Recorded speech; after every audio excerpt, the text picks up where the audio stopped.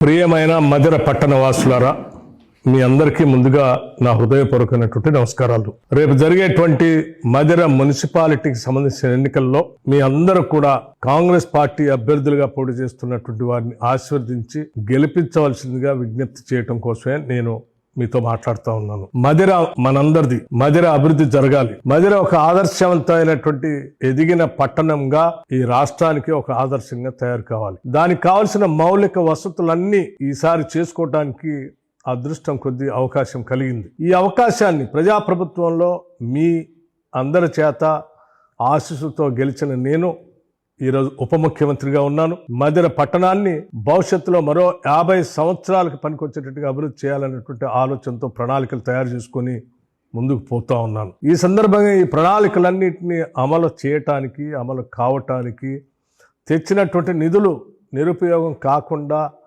సక్రమంగా ఖర్చు పెట్టడానికి ఉపయోగపడే స్థాయిలో ఉండే విధంగా మధిర పట్టణంలో కాంగ్రెస్ పార్టీ అభ్యర్థులుగా పోటీ చేస్తున్నటువంటి వారందరినీ మీరు ఆశీర్వదించి గెలిపించి పంపిస్తే మీ అందరికీ నేను మాటిస్తా ఉన్నాను.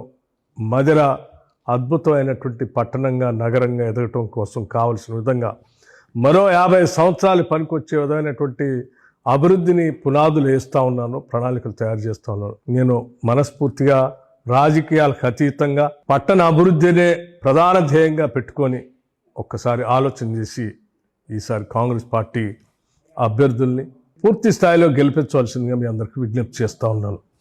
నమస్కారం.